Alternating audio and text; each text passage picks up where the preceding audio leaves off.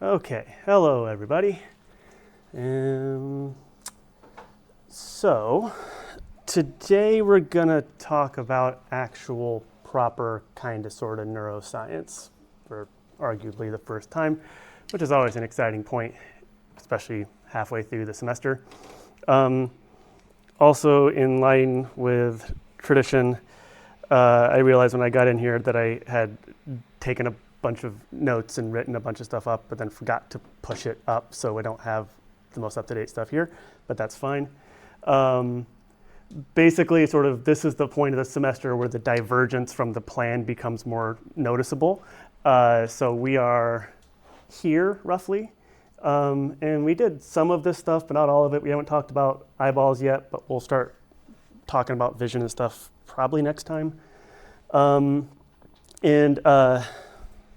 Yeah, and then the evolution stuff I'll probably combine together and we'll get to it.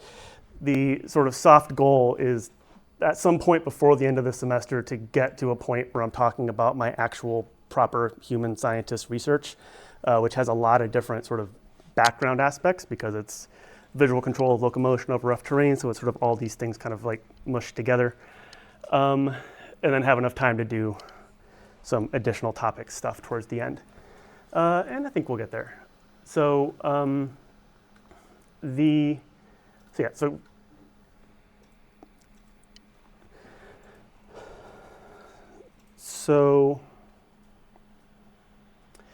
catching up with where we currently are, we've done, I guess, so while I'm talking, in the server at the top under this resources channel, the same place we talked about last time, so this thread called server scrape checkpoints, click into that.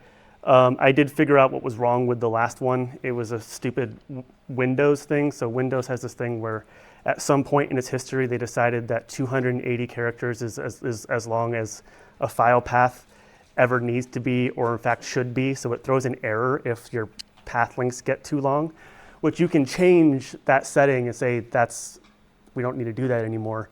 But this zip file had long file names, so that's what the error was. It was like these paths are too long.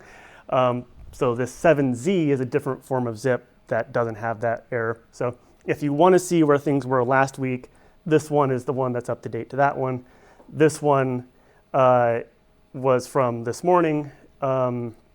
And so if you download this, unzip it, it will still throw two errors saying the PKL and JSON files are unhappy, but just skip those and unpack the rest of it and try to open it up in Obsidian, and hopefully by the time you get to that point, I will have gotten to that point in my conversation. So give that a shot, see how far you get.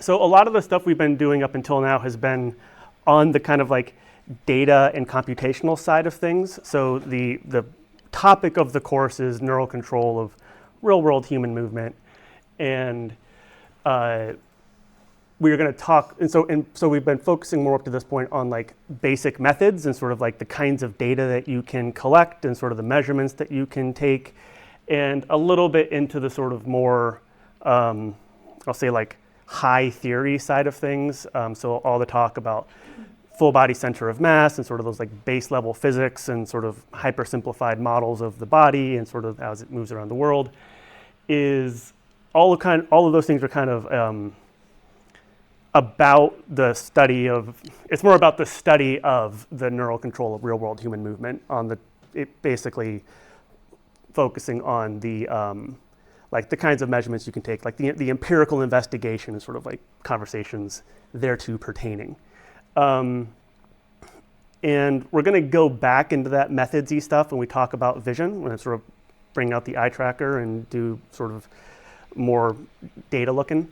But today I want to give more of a sort of focusing more on like the landscape of what we think about neural control and what we think about motor control. This is something that I found myself when I was sort of going around in the conversations at the last parts of previous classes, something I sort of found myself referring back to a lot. So it's not directly on the presumed syllabus, but I want to talk today about the concept of the motor hierarchy as it pertains to the neural control of movement, because it's one of those things where it's like, it's a very fundamental aspect of our neural motor systems, that it is arranged in this sort of hierarchical way, with the cortex and sort of the lumpy pink thing on top at the top of the hierarchy, and then going down to the various sort of subcortical systems and spinal cord and muscles, and sort of at the bottom of that hierarchy would be what you might consider like the base level physics of the world. And so we're going to talk about that, but we're not going to do particularly deep dives into any aspect of it, because I want to give enough time for us to do more of the kind of splitting off into groups and doing our own explorations. This time we're gonna do a little bit more clumping by presumed topic as we chop up the room into sort of like which part of this hierarchy do we want to talk about today, and then the idea is to sort of try to use your collective efforts to flesh out parts of the brief, fast, dense overview that I'm going to give in a second here. So we'll get to that in a second. So yeah. So this kind of exploration of like, you know, y'all doing some of the work of helping to flesh out the landscape, we've been playing with it a little bit with sort of talking to the bot and sort of asking it questions about your own presumed interests. And as the semester has progressed, I've made more progress into basically updating the code that I have been using to scrape those conversations out of the server and then put them into the, not the bot, but just another sort of like configuration of AI stuff. And basically asking a different LLM configuration to pull out the topics that y'all have been asking about in order to get sort of a landscape of the topics that you have been interested in. So in order to look at that, yeah, so on the assumption that you have downloaded the zip file and extracted it. If you're on a Mac, it'll look a little bit different, but at this point in your life, I assume you know how to unzip things. If you don't, ask a neighbor. If your neighbor doesn't know, just chill out and ask me later. But so you want to download it, extract it, and this always gets creaky when I, come on. Yeah, and then extract it so it's just like a regular old folder in here, just anywhere on your computer. And then you should have at some point downloaded Obsidian. Obsidian MD, just search for it, it's a free software. And when you, so get it, download it, double click it. It will look a little bit different the first time you open it, but so weird. Did I do that on this computer yet? I can't remember. And what you'll want to do is, so for me it's down here. Again, if you're on a Mac, it might look a little different, but you're going to want to find something that looks something like manage vaults or open vault, or I think if you do like probably Control O, it might give you a screen that looks something like this. And the option that you want is called open folder as vault. Obsidian just calls folders vaults for whatever reason. So open that and navigate to the folder that you just extracted. There's a bunch of like unnecessary subfolders in that zip file, which I figured out this morning. It doesn't matter which one you pick, but just to make it a little bit cleaner, I'm going to click in through the top level into AI processed. This server scrapes is just the raw data, so it's effectively the .md markdown file that's attached to the top of each chat. This is basically a folder full of those things with sort of laid out in a similar structure to the server. So I'm just going to click through that into AI processed, and then this is the stuff where they're not necessarily way too many stuff in there. So I'm in here, and you will notice that these folder names correspond to the same categories that we have in the actual server. And then if you click into that, these will correspond to the names of the, so that's in topics vision. And then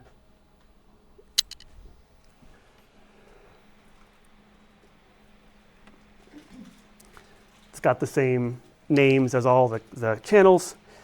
And then where'd it go? Oh, I'm getting distracted, as I often do. Okay, so in here, I'm going to select this folder, let Obsidian open it up. It's white for some reason. I don't know why it decided to be light mode for me, but that's fine enough for now. And so there's a lot of stuff in here, and basically, if you click through this, now, in addition to the raw conversation, which is attached to the bottom, and you've got links here. If you click on the link, it'll take you to that message in the server, probably on the browser version of the server. And then up here is sort of an extracted summary of the topics covered in this conversation, which was presumably about eye tracking and VR, whoever it was that had that conversation. And there's a lot of like art to how to figure out like sort of the right way to tell an LLM to chew on a big blob of text in order to pull out topics.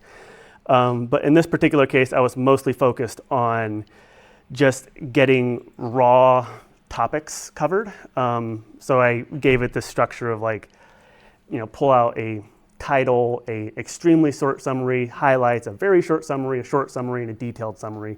Sort of like different levels of abstraction, to sort of make that do its thing. And then importantly, I also added pull out tags. So these tags are just sort of hashtag. This is called kebab case because it's lowercase numbers with little strings between them, or hyphens between them. And what the tags allow us to do is click on this little graph view thing over here, and that gives us this fun thing here. So these dots are all of so each one of these dots corresponds to one of the chats that was had. And if we go over to filters and turn on tags, these are all the tags that were covered. And so there's a couple things to note here. First of all, this is fun. I love this type of thing. And I think there's a lot of options for the display. I don't know why it's in light mode, but that's fine.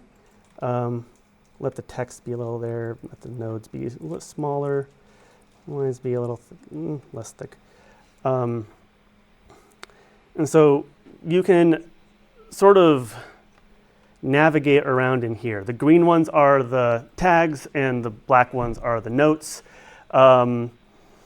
This is the kind of thing, like, I don't want to belabor this particular point too deeply and sort of get too hard into the technical aspects of like how to use this type of stuff. Obsidian is nice because there's a lot of tutorials and stuff. So if you're curious about how to take notes like this and sort of have your general notes that you're taking in your life have this sort of like nice internalized structure, just hop on YouTube and search for Obsidian and you'll find lots of good stuff there. But the basic idea is, so there's like certain tags, so like biomechanics. Can I do dark mode? It doesn't really help much, but that's okay. So we've been doing, so this is the biomechanics tag. So we've been doing a lot of talking about the biomechanics of the situation. So unsurprisingly, that tag is present in a lot of your conversations. And so if I click on that, it will show me all of the tags that have been discussed. And so you can look up, let's say, impact of knee injuries on biomechanics. And so I can click on there, and this is a conversation that one of y'all had about knee injuries and biomechanics, and this is what was discussed in there, and you can click on this and it will take me to the server version or the online browser version. It has to load up. Yeah, so this was Grace, if you're in here. Where'd you go? Yeah. Wait, is that the right one? Wait, no, it's a different thing. Yeah.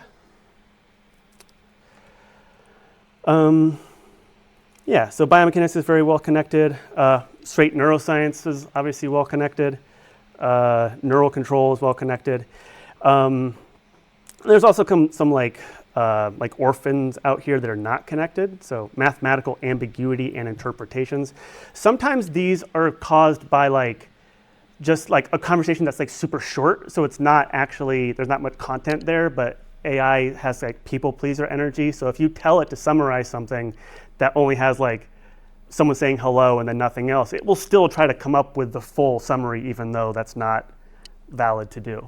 And in this particular case, someone was asking, mathematics, order of operations, something like that. Oh, actually, no.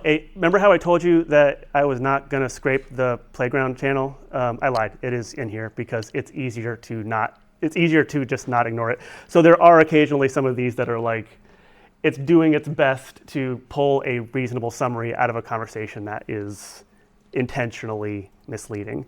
Okay, and so I'm going to leave that roughly there.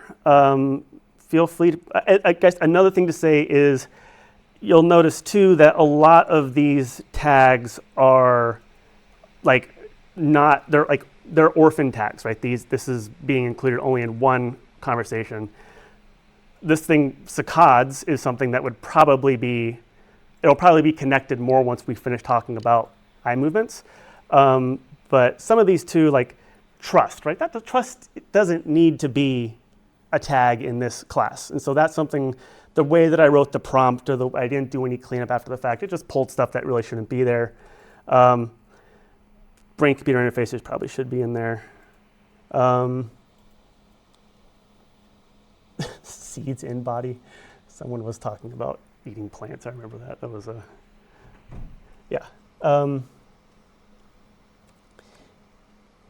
there's some things here where you can kind of tell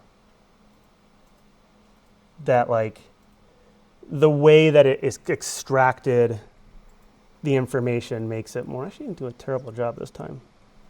But yeah, so consciousness variations, that tag should really be consciousness. And then anyone else who talked about that, which I know there's at least a couple of you, would get matched in there. So this is the case where the way that the bot extracted the tags, if that was done more sort of skillfully or carefully, it would be a more connected system of topics and content. So some of that is about having more conversations to get more connections. Some of it's about making the prompt a little better. And then anytime you're doing anything with AI and language generation, there's always needs to be kind of a human cleanup step. So, I could go through and clean this up. I could ask you to clean it up. And maybe we'll do that. We're going to be using music and money. What are you talking about? So figuring out how to explore this stuff, y'all can jump in there and look at what your classmates have been talking about. We're going to be doing, in the latter part of the class, sort of a little bit more in the direction of y'all producing more curated blobs of text that are sort of designed to help pull together some of these disparate, disconnected things. And I will be continuing over the course of the semester to sort of increase the sophistication of this extraction. And the idea is to sort of find a way to let all of you kind of have the ways that you have been exploring this topic and this space cohere into a sort of a navigable landscape of this sort of comedically vast topic. So yeah, and then I told it, I tried to get it not to do this. I told it like don't use names, but this one's like, this topic is about Carolyn's interest in human anatomy and surgery. It's like that should not, that's a bad title there, but it's not Carolyn's fault. That's just the way, like being more careful with the prompting to like make sure that it doesn't do that stuff and keeping the style consistent. Because I also, just to make it run fast and cheap, this one was processed by GPT 3.5, who is dumber than 3.4 or GPT-4 and the latter ones. But it is also like very, very, very fast and like effectively free at this point. So with this thing, we're processing high enough volume of text that the cost becomes noticeable if you use the bigger stuff. And if you use the bigger models, it would take, half an hour to an hour or more to process all these things, whereas with 3.5, it's effectively free and processes in like 30 seconds as opposed to like 30 minutes. So, and for stuff like extracting summaries, it's sort of smart enough for that. That's what natural language processing has been doing that for like 20 years. But you do kind of get like some dumb behavior where it's like, that's not even the right capitalization there. Okay. Cool. So, yeah. So if that makes sense, great. If it doesn't make sense, also fine. If you have technical issues getting it running and sort of getting to the point where you can look at it, we'll handle that in a little bit here. But yeah, there's no real obligations for you with this side of class right now. This is more of I am giving you updates on my homework, and this is where we're at with it. Because real work is, typically speaking, iterative in nature.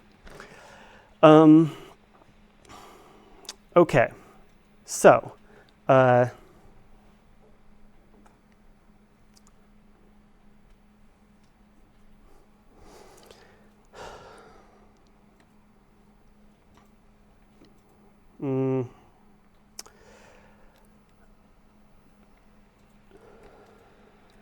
so this is the place where if I had successfully pushed my notes to GitHub, I would be looking at them right now.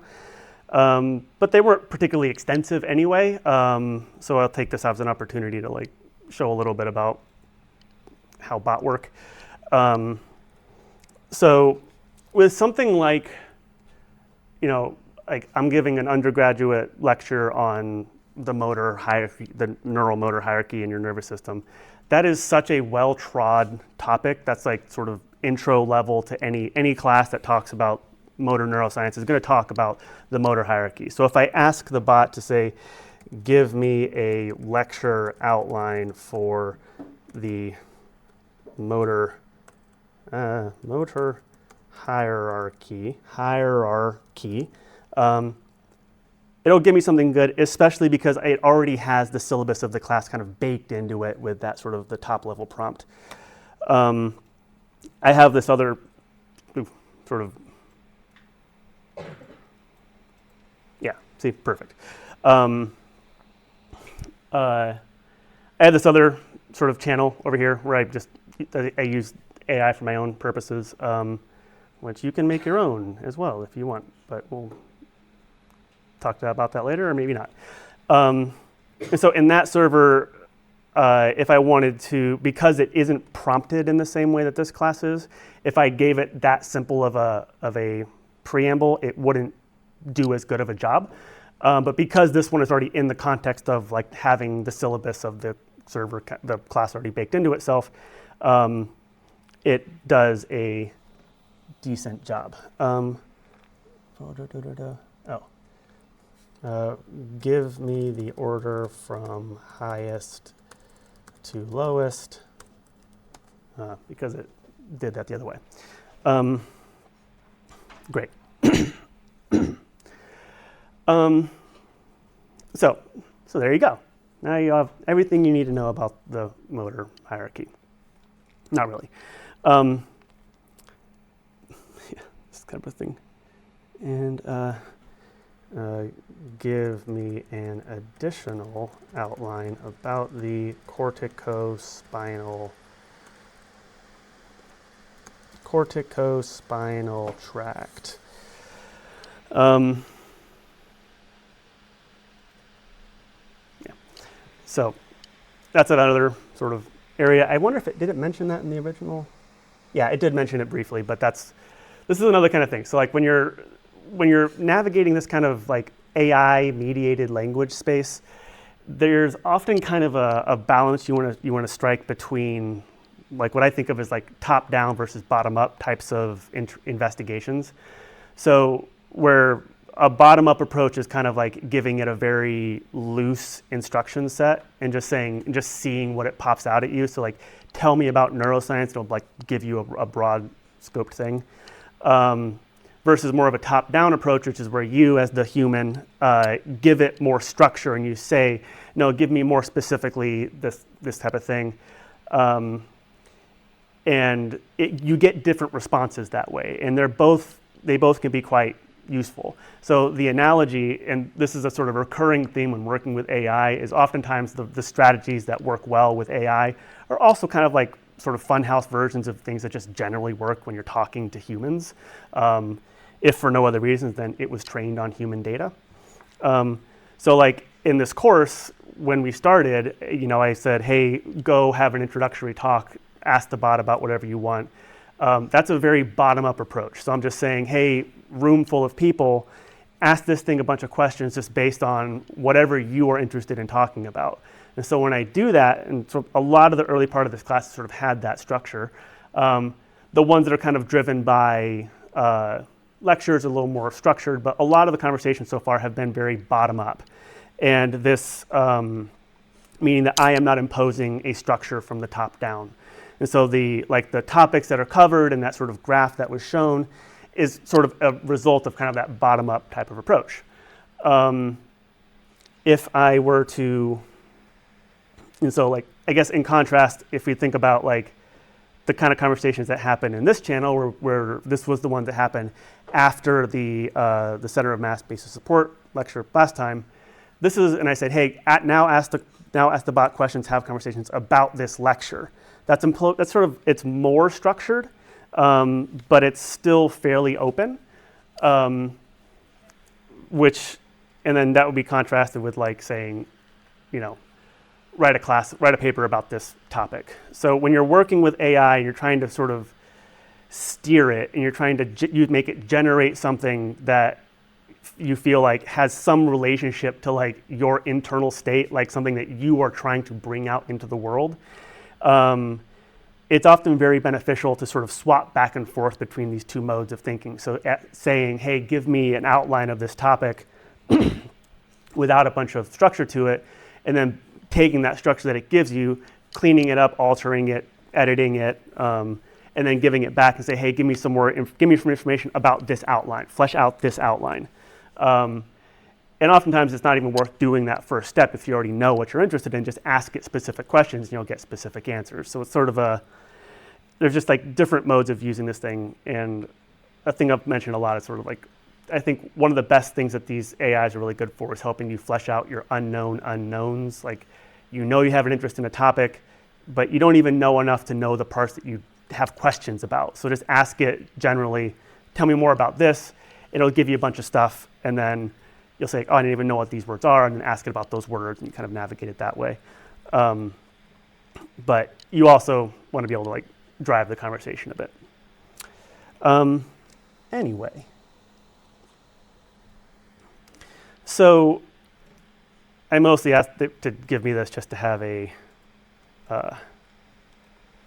cheat sheet of the actual parts I wanted to talk about. Mm-hmm.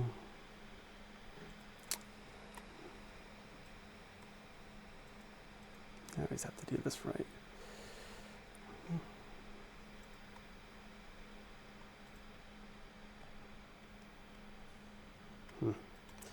Okay. So, do it like that. Can I do this? I guess I can do it like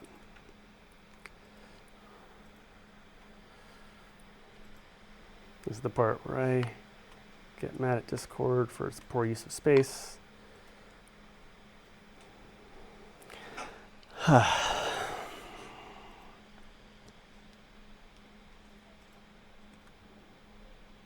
Okay, so the motor hierarchy, broadly speaking, corresponds to basically the organization of responsibilities that within your motor cortex, your motor system, from the high level abstract sort of thoughts of things like I'm thirsty, I wish I had water, I'm hungry, I want to eat, very abstract thoughts, down to the level of like, I am trying to put force into the world so that I can move my body in the direction of water, in the direction of food. And the ways that we kind of like, the way that like the needs of, like in order to complete a given task, you have to have a combination of those different levels, because if you're only if you're thinking about the motor system as like a thing that's attached to your muscles that puts forces into the world in order to like pick up objects and push on the ground and do things like that, you're never actually going to get like coordinated behavior as you're moving in the direction of goals and stuff like that. At the same time, if you're only thinking about stuff in the context of like high order volitional desires of, you know, I prefer fruit to wheat, I get thirsty when I talk a lot or something like that, then you're not going to have the kind of like goal-driven behaviors that actually make coordinated movement actually like meaningful and produce actual results. So I want to, can I zoom in here? Yeah, sure.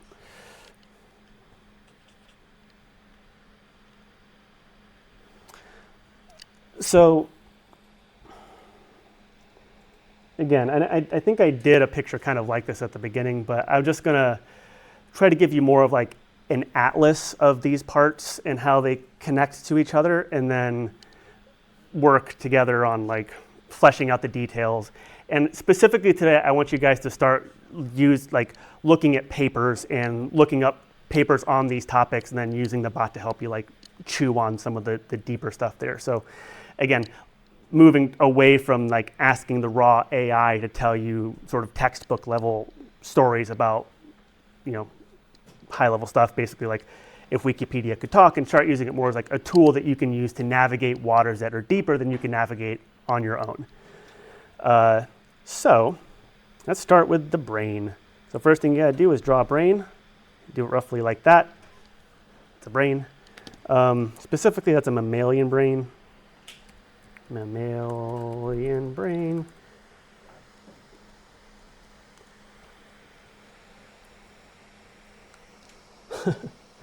Yeah, so this is not a brain. Someone asked an AI to draw a brain for them. That's not what a brain looks like. This is an inside of a brain. Yeah, where are the pictures I'm looking for? They all look roughly similar, but the main parts that I try to draw when I'm just doing that sketch is this part right here is that lumpy part going down. That's your temporal lobe by your temple. And then the rest is kind of squiggly. I mentioned this before, but like you eventually start to learn that like all these little like squishes and folds and stuff like that, they all have names, and they're not random. And you can kind of start to tell when you see brains in popular media if it was based off of an actual brain or if it's just someone who's just like, it's just a bunch of squishy red stuff. Oh yeah, this is the picture I was looking for. So it's all a little bit different. They're all rough. They're not shaped all the same, but they all have this. See, this is not a real brain. They're missing some important parts, which is not great for a actual part there, but that's fine. And this is a object of pure horror. So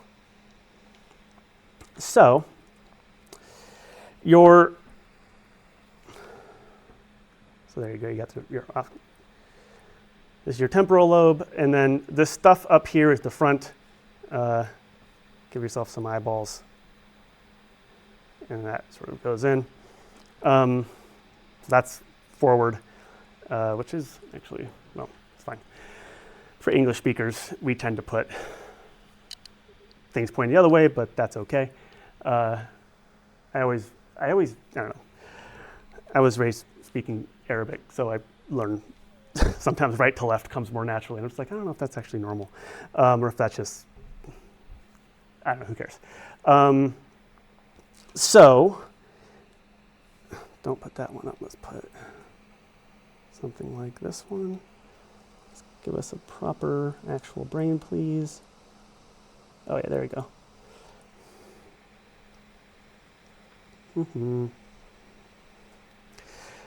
So this frontal lobe here is, all mammals have it. I don't want to, we're only going to talk about mammalian brains here because I don't know how any of the rest of them work. Birds in particular, I'm very curious about, but they can be very intelligent with very different nervous systems, and I don't know much about that.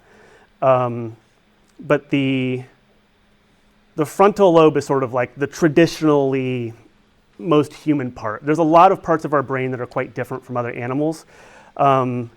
It's often just in terms of like the raw volume. But particularly when you start going into like, you know, our dumber mammal friends, like your cats and your rats and whatnot, the biggest differences tend to be a lack of that very pronounced bulbous frontal lobe. And where is that stupid thing? Oh, there it is. And so this part here is also, roughly speaking, generally speaking, the very top of the motor hierarchy is that frontal lobe, executive function. And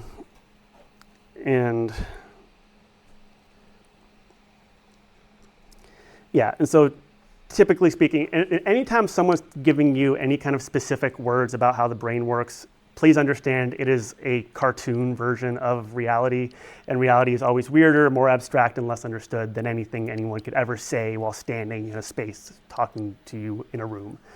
But generally speaking, it is thought that like that is where your volitional control comes from. Volition is like root of voluntary. It's like the voluntary aspects of things. Like, I want to pick up this box, and so I will pick up this box. That initial desire is the volitional aspect of things, and that is sort of, you know, cartoon-wise thought to sort of originate here in the prefrontal cortex, frontal prefrontal cortex, and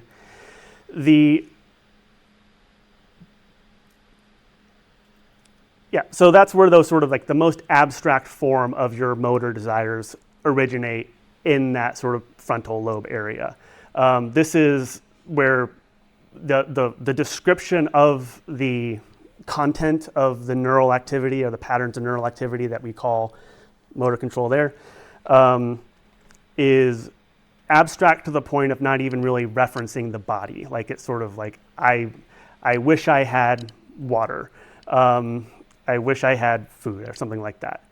And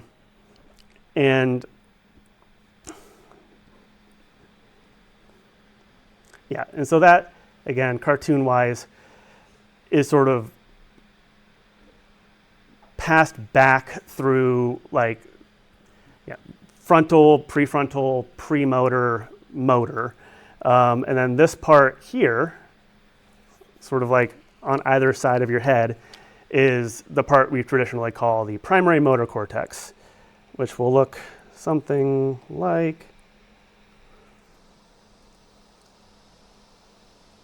this is the part that tends to not get drawn.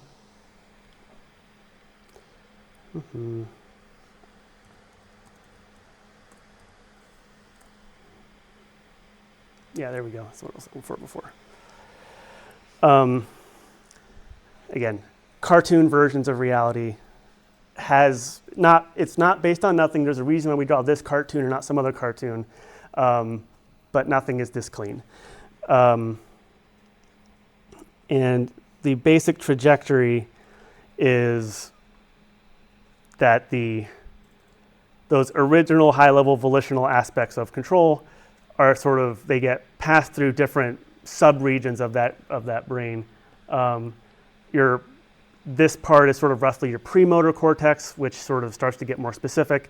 And then by the time you get to the motor cortex, that's where things are thought to start having a resemblance to your body. So you have, this is again this is the kind of picture that you will see in a lot of textbooks about neuroscience. You may have seen it before. It's also the kind of thing that you will never see in a talk about motor cortex. So this is the kind of thing where this picture of, so this is sort of the idea that like, different parts of your brain handle the movement of different parts of your body. And so you get this very overrepresentation of things like your hands, which has a lot of motor control associated with it, and much less representation of things like your hip and leg, which are sort of more simplified. And then, overrepresentation of things like the face, because we do things like talking. And so the idea is that the cartoon version of the story is that the high level desires to grab a cup of water or something like that gets passed through to the lower, from the high level at the frontal lobes, and then passed through to the sort of more specific areas of the motor cortex, and then translated into sort of a more body mapped description of like how to move from one place to the other. And that is, there's this horrible little man, sensory motor homunculus, that sometimes gets drawn as this is what you look like on the inside. This is your body map of yourself. This is basically your body, well, not necessarily yours, but mapped to the sort of the cortical magnification of the different parts of your movement. This is clearly the sensory homunculus. If you can't figure out why, that's a lesson to the reader. But the idea is that if you were to map out your like motor awareness and your sensory specificity, this is kind of what you would look like.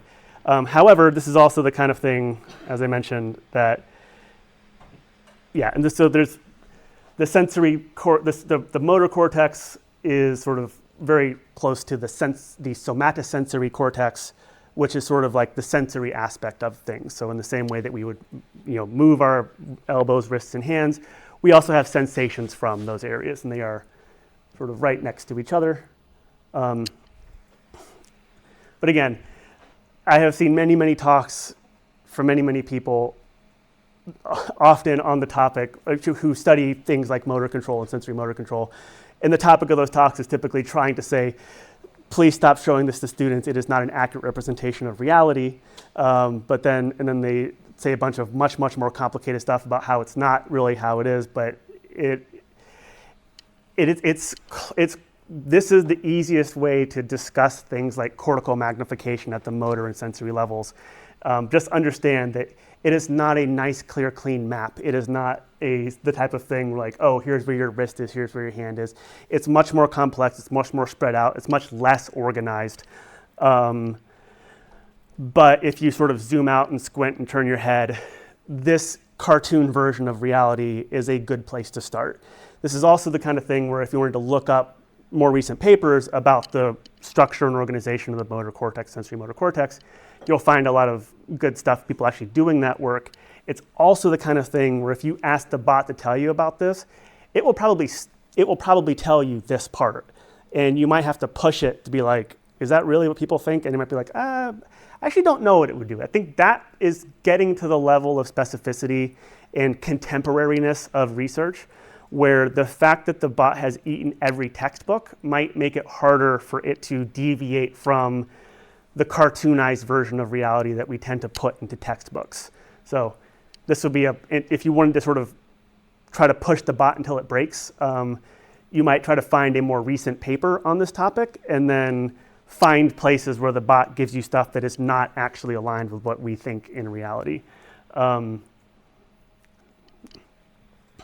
kind of had a brief moment of thinking about how that relates to things like Wikipedia, but I think Wikipedia is famously fast, so Wikipedia tends not to sort of hold on to wrong thoughts for very long. So I think Wikipedia would probably give you like quicker and directer sort of summary overviews of more modern thinking.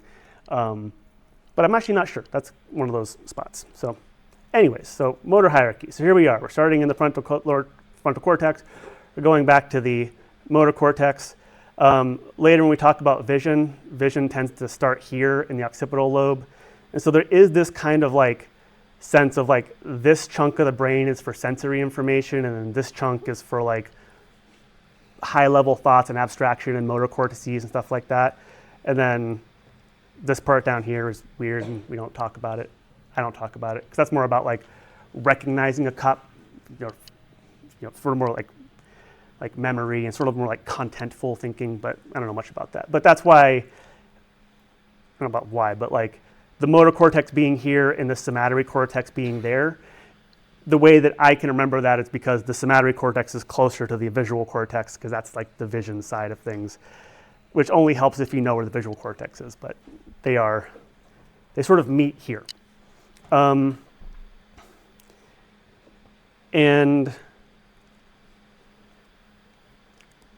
I'm gonna continue the story, but just so you know, from this juncture there's also a path that says that sort of bypasses the route that I'm about to tell you that things tend to go. So we started out saying, hey, I wish I had water. That gets sort of trundled along and gets converted into something like a motor plan in the motor cortex that says, oh, hey, there's water right there. And let's assume I don't care about the fact that it's not mine. I could reach out and grab that, which would require taking a couple steps, moving my arm out and sort of grabbing the thing. Notwithstanding the complexity of the fact that there was steps involved. So that's a whole other conversation.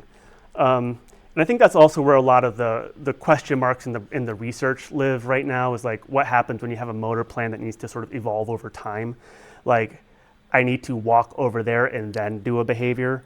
That's, I think, an area of neuroscience that we really don't know as much about. And that's where the specific tagline of this course being about the neural control of human movement in the real world is where it starts to touch parts of neuroscience that we just don't really know much about.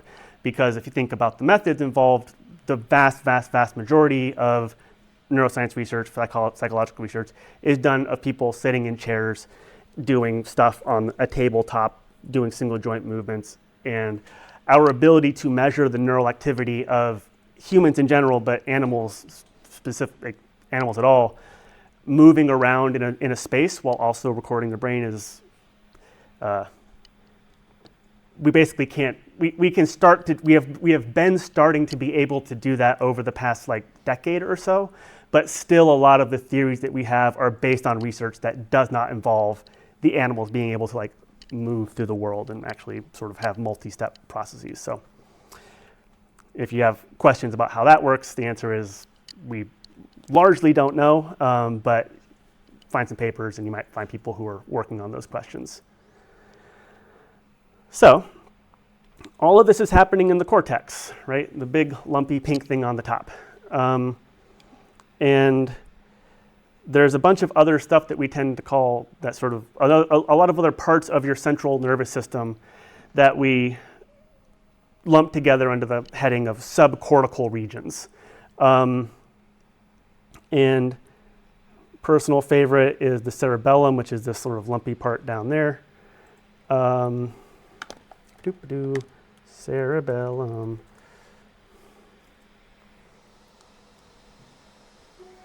Cerebellum, little brain, great. But,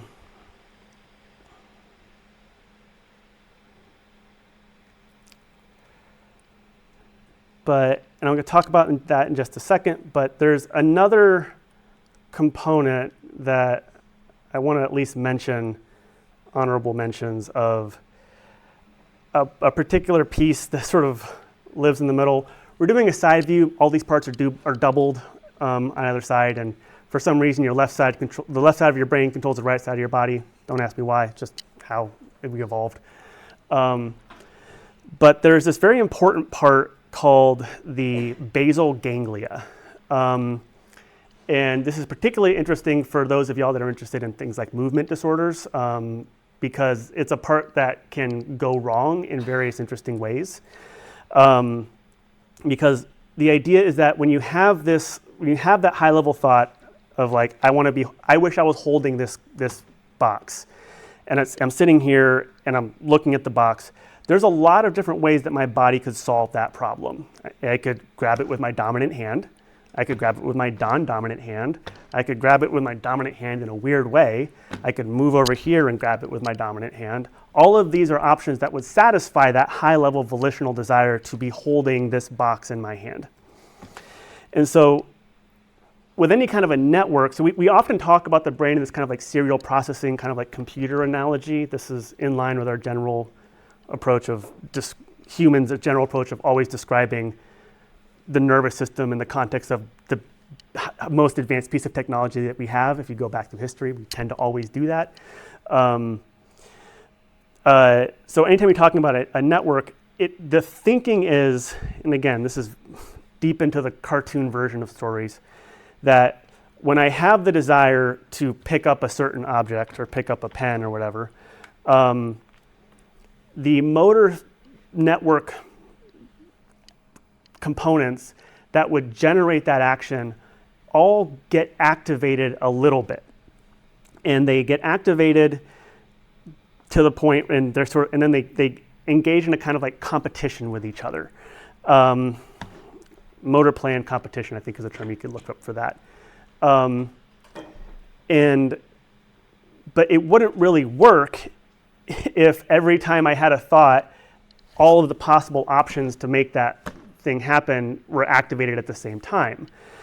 So that's where this little superior colliculus guy, his presumed cartoonized role is to suppress your motor commands until they reach a certain threshold of activation. And in this very abstract sense, the best motor command wins out, and then that one crosses a threshold, and then that's the one that gets triggered and actually moves through. So in this case, it's closest to my dominant hand. I like using my dominant hand. This is a comfortable strategy. This is a not comfortable strategy. So this motor command wins the fight between all the possible ways I could solve that problem, and that's the one that occurs. You can talk for days about the details there, the substantial Niagara and blah, blah, blah. But the point I wanted to point out here is that there are at least two ways that process could go wrong. One way is that the gating, like the suppression that the superior colliculus does, can be too strong, to the point where none of those commands actually make it through the gate, and I'm sitting here wanting to move, but I can't actually initiate the action. And that way of things going wrong is typically what happens in things like Parkinson's disease. Parkinson's is complicated, but one of the family of symptoms is things like freezing in gait, freezing in motor command, and people they see what they want to do and they can't initiate the action, and that is thought to be related to the superior colliculus sort of gating the problem too hard, so none of the available motor commands are able to sort of trip over the gate and actually make the things initialize. And there's interesting stuff there. Another way that can go wrong is the thing I said before of like, it would be bad if all the motor commands happened all at once. And that's another thing that can happen in specifically in a disease called Huntington's disease, which is a famously genetically predictable motor disease. It's like one of these things, like it's very heritable, and if you have, it's like a 50-50 shot of inheriting it from a given parent. So if one of your parents has Huntington's disease, you have a 25% chance of having Huntington's disease. And like, we can just look at your genome and be like, oh yeah, you got it, or oh yeah, you don't. So it's a sort of socially horrible thing. And there's like, I think there's like episodes of like House or things where it's like what are the ethics of A, having a kid if you know that there's a 25% chance they're going to have this degenerative disorder, and B, what are the ethics of checking if you have it, and if you get some assay of test, it may happen that the doctors just know the answer to whether or not you are going to have a degenerative motor disorder later in your life. And so, all sorts of not so fun conversations there. But people with Huntington's disease exhibit spastic behavior, where they basically have like movements that they didn't really intend to initiate that sort of make it over the hump before they were able to be sort of stopped. And that's where you get strange behaviors where, like, if you hold like a cup with a handle in front of somebody who has things like Huntington's disease, they have a very hard time not reaching out and grabbing it because they see it, they see the possibility of grabbing it, and their superior colliculus or whatever, spinal or cartoons, whatever, is not able to suppress that behavior, so they just reach out and grab things that they weren't intending to. So anyways, there's a lot more going on in there, but I did want to mention that just because I know that there's a general good chunk of y'all are pre-med, so a good chunk of y'all are interested in movement disorders, and a lot of movement disorders tend to live in and around that area. Anyways, so once the motor command has been connected or sort of chosen or selected or sort of made it over that hump, that's where there's a cascade of activations that sort of happen from that point. And generally speaking, that will then sort of leave the brain and sort of first, well, I don't know about first, but it will sort of get into the cerebellum, and then into the brainstem, and then into the spinal cord. Cerebellum, very complicated thing, very complex thing. Roughly 3.5 times as many neurons in your cerebellum as there are in the rest of your central nervous system combined. They tend to be very small, very, specific, or not specific. They're very small neurons, like granule cells, but also very large neurons called pyramidal cells, which I will look at pyramidal cells because they're beautiful. Pyramidal cells, neurons.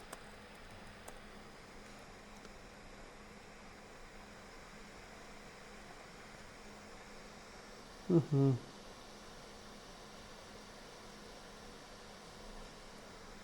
So you get these, this is the one I was looking for. This is the kind of thing you win Nobel Prizes for pictures like that back in 1800s. But these are the type of neurons that you get. This might actually be in your motor cortex, but these like highly synaptic, like massive synaptic forests, where the output of the neuron, whether or not it's spiking, is dependent on this massive network of connections to other parts of your body or other parts of your nervous system, versus more, anyways.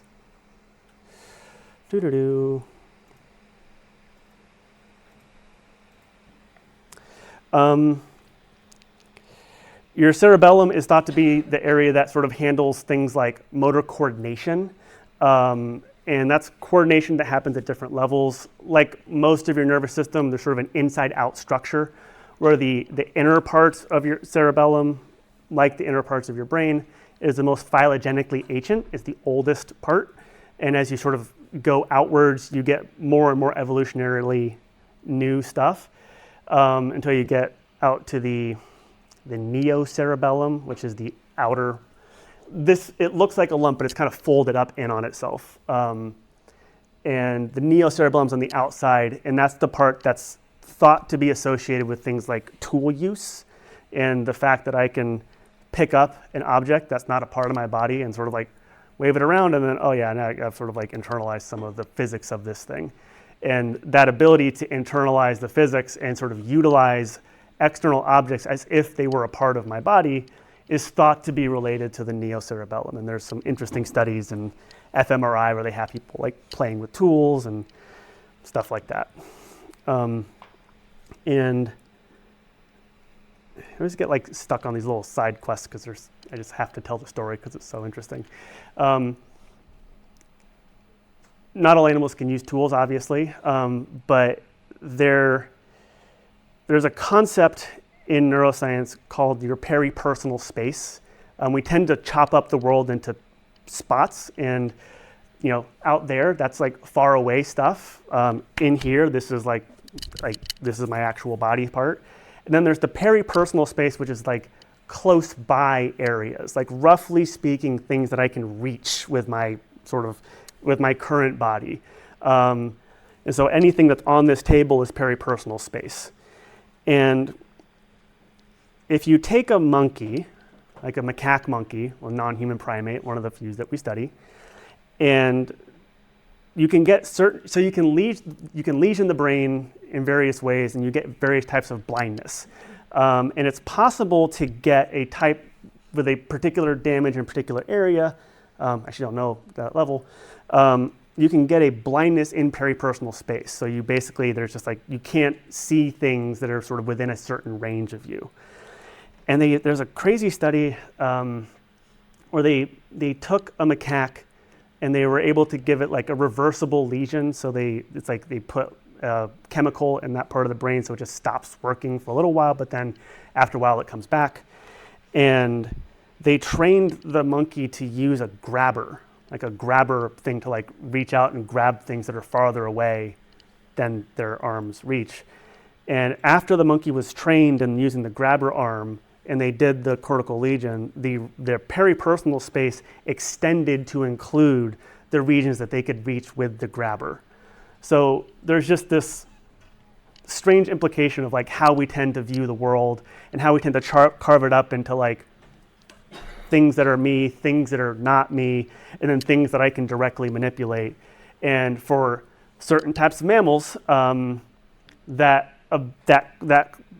question of like what part of the world is my body and what part of the world can I interact with my body includes things like tools. It includes things that are not necessarily part of the raw biology, which is just gets into the philosophy of things, especially when we start extending the concept of tools away from things like grabbers and hammers and sharp pointy rocks and into things like laptops and the internet and large language models. Like these are all these things, like we tend to really prioritize like the meatware, and do things like make you take tests on pen and paper, even though who gives a shit about what you can like recall under duress. But there's a whole concept of like embodied cognition, which sort of tries to extend that notion that like we really are like ourselves plus our tool set plus our community of people who can help us with things. And that's, anyways, gets complicated and philosophical very quickly.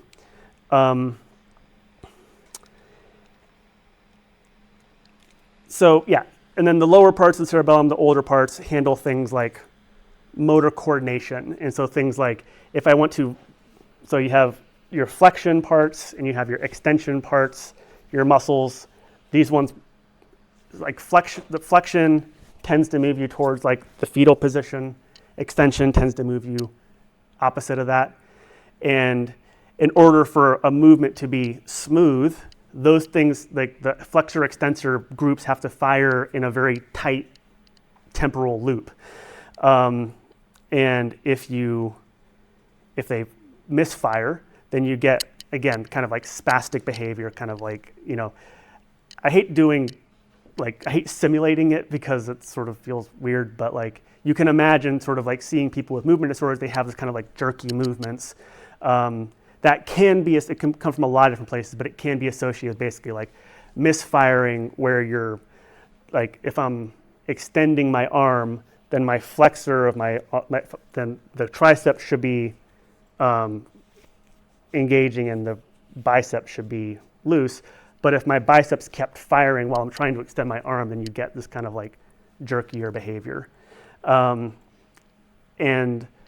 that's coupled with like another type of disorder which can lead to sort of what they call like the drunkard's wobble, like when you're like where you sort of like, it's more of a swimmier type of thing, where it's like, this is where like my postural control system is firing, but it's like slow. So you get this kind of like more of a soupy type of movement. So those are all just different parts of the cascade of things that can go wrong in the motor system. Cerebellar ataxia is one of those terms you can look up. Anyway, so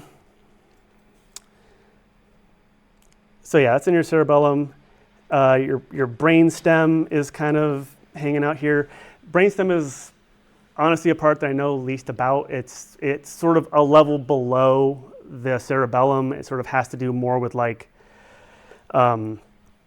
it's thought to be related to like sensory integration, but it's kind of like, in my understanding of this space, I kind of like lump it in with like that host of like very low level integrations between like that sort of like flexor extensor groups and like timing and, you know, like integration of sensory information, where that sensory information meaning like the forces that are happening at your joints, less than like the visual information. So, you know, if you wanted to look up how the brainstem interacts with stuff, you could do that, but I don't have as much information there. A part that I do know more about is the spinal cord, which is, we tend to think of in common parlance, like people, like oftentimes when we draw the central nervous system, we draw it like this and we cut off the spinal cord. This is wrong. This is incorrect. Your spinal cord is a part of your central nervous system, and it does a lot of really interesting and important aspects of your motor control. Your spinal cord.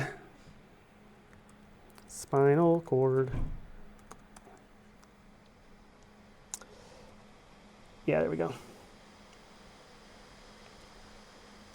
Wikipedia.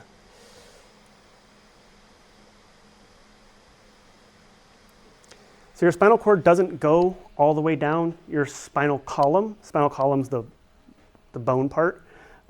It stops around here, so like right below your rib cage, and then the rest is like peripheral nerves that sort of go in and out to the actual innervating the muscles. It flips inside out, so your cortex has the gray matter, which is all the bodies of the neurons on the outside, and all the wires and the white matter, which is like the glial cell wrapped things on the inside. Your spinal cord flips that around, so all the goopy wiring stuff is on the outside, and this is sort of this blue stuff here is the same gray matter that's on the outside of your cortex. And the kinds of, I never have enough time to talk.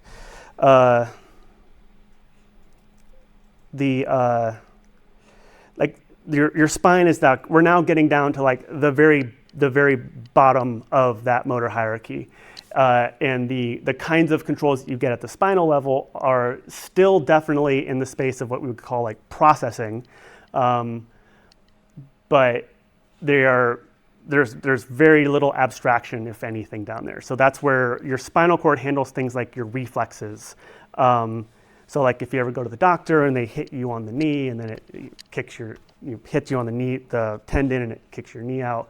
That they're testing your spinal reflexes. And one of the most low-level ones is the monosynaptic stretch reflex, which is if this muscle is stretched, there is a reflex that makes it contract. It's sort of a protective thing.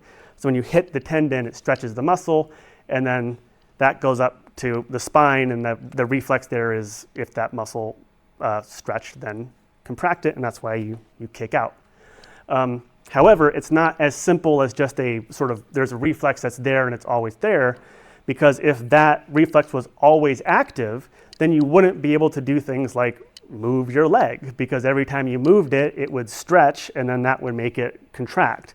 So your spine handles what's called like reflex gating, and where in order to engage a given motor plan, the reflexes have to be configured in a certain way. And the most sort of famous and my personal favorite example of that is in the context of the locomotor gait cycle, where when you're walking, you're sort of going back and forth between, each leg is sort of going back and forth between stance phase, where in stance phase, you're holding the entire weight of your body on a very stiff leg. If you're running or something like that, when you impact the ground, you're impacting it with like 1.4 or more times your body weight. So your leg has to be very stiff in that moment when it's the ground. Someone, I think, asking about like if you step off of a stair and you think there's going to be another stair there, or there's one fewer stairs than you expect, you have that kind of like very unpleasant moment where the limb was preparing for the ground that was not at the right level.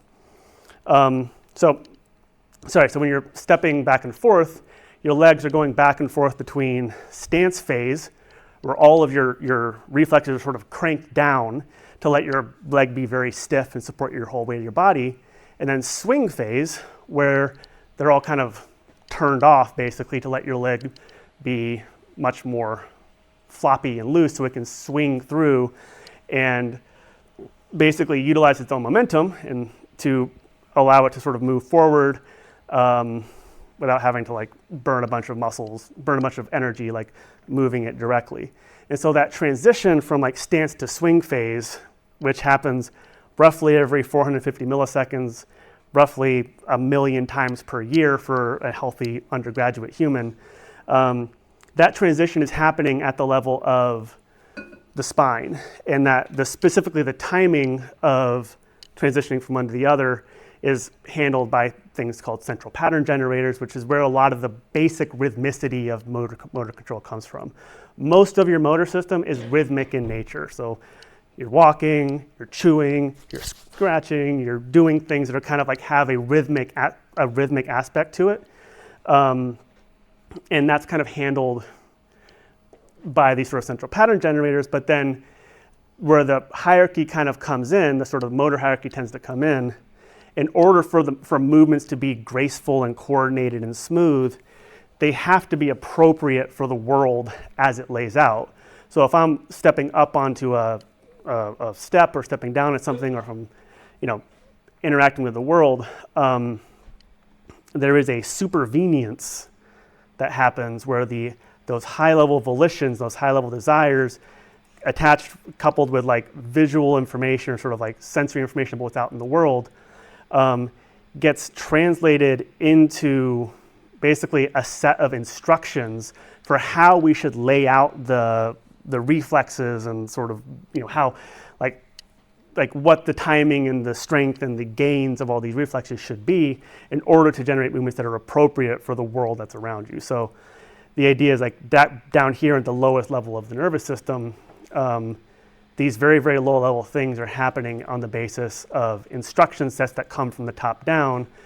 But then also like the signals from the world also go in the other direction. So there's this kind of like, it's a communication, that's a two-way communication, but it's not symmetric. So it's sort of, that's where the concept of the hierarchy comes in.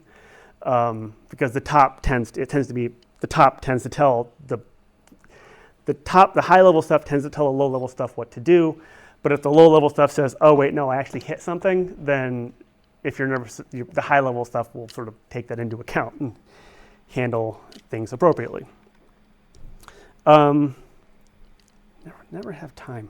I am just going to briefly mention, so the little story we've been telling now about hierarchy and things like that is a sort of the general, again, cartoonized version of the motor hierarchy, and it tends to be played out. This tends to be how like mammalian nervous systems at least tend to be organized. I sort of skipped the aspect here of like muscle synergies of sort of like, like my arm, all the muscles in my arm are handled kind of like in conjunction with each other. So I'm not doing things like controlling each muscle individually. I'm not controlling each degree of freedom individually. They're handled more at this, what's called like a synergistic level. And for most mammals, that's what you get. You get this kind of like the high level stuff sort of activates these like motor planes, which activate these motor hierarchies, and that's about where things tend to end. However, for a small subset of animals, specifically tool-using mammals, but again, I'm not sure where like things like corvids and stuff play into this, but we have like a freaky special other tract called the corticospinal tract, where we have parts of the nervous system like that bypass all of this other stuff and kind of go down and directly innervate the spine. So corticospinal tract, so cortex to spine. And again, I think that's an area where, like, by saying what I just said, I'm roughly exhausting my knowledge on the topic. I think it's an area of very active research in terms of like which animals have a cortical spinal tract, which ones and which ones don't. I think with biology, it's never a case of like yes or no. It's also always a matter of degree. But it's again one of those places that is thought to be related to our ability to be like magnificent adaptation engines, where we can control our body in basically an arbitrary level of ways and sort of this very high level of precision and fine control, is thought to be related to, in addition to things like the neocortex, which is handling this sort of like tool using stuff, also the cortical spinal tract, which is sort of giving, like I think about things like learning like gymnastics and stuff like that, where you're doing something and then someone says, oh no, not like that, like your heel is off by 1.5 inches in this direction. Change the motor plan on the basis of like words that I'm saying to you.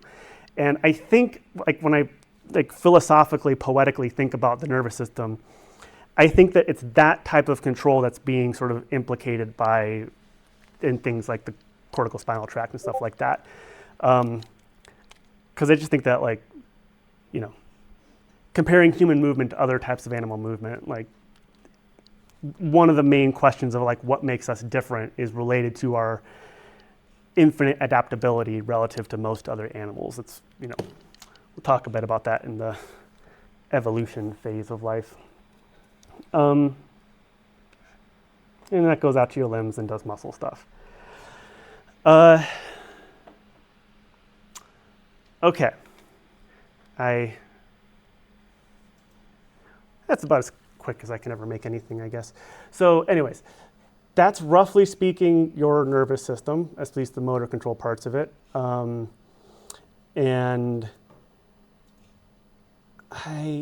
obviously covered a lot of ground, said a lot of things. And so for the rest of the class, I guess I'll just let you all be like locally clumped at this point. I might just have to have a whole classroom. I don't know, because it's like there's so much I want to say to you, but I also want to give you time to explore on your own. So we'll figure that out. Probably not time for code stuff this time around. So I will say let's do roughly like we did last time, where we pop into a channel in the lectures area called 2024-10-15 motor hierarchy. I don't know if I spelled hierarchy correctly, but can I do this? There you go. Doop. Perfect. No questions. Yeah, and just kind of do what we did last time. So pop open some chats and just ask it some questions. And what I'll specifically ask you to do this time, which I haven't done in the past, is follow your heart. So if you wanted to ask sort of more of this kind of like high level, like give me the textbook version of the story, go ahead and do that. If you want to dive deeper into like the nittier grittier side of things where the cartoons break down, ask the bot for keywords that you can punch into things like PubMed or Google Scholar and look for papers on the topic that it's a question for. Don't ask it for specific papers. It will either give you papers that are old or it will give you papers that don't exist, /chat. So ask it for keywords and then go search for those papers. You can ask for things like review articles, but just ask it for keywords that you can search for. And then when you find the paper, copy the entire abstract and paste the abstract into the chat and then ask it to explain that to you. Because obviously you could read the abstract and figure it out for yourself, but abstracts are necessarily and intentionally extremely dense linguistic blobs. So there's pretty much no abstract on the planet that you couldn't spend several lifetimes trying to parse out all of the details and all the words and all the unfamiliar phrases. And let's do that for, Jesus Christ, 13 minutes. And yeah, I'll say, so obviously that's not much to get into, so just, I'm not gonna make it an official assignment, but like continue this conversation with the bot throughout the day and throughout the week. Just like every so often, just pop open a chat and just ask it a question. You know, I'm not gonna necessarily make that an assignment. I'll make assignments later, but like, you know, anytime you have a thought, just pull it out and ask it the question.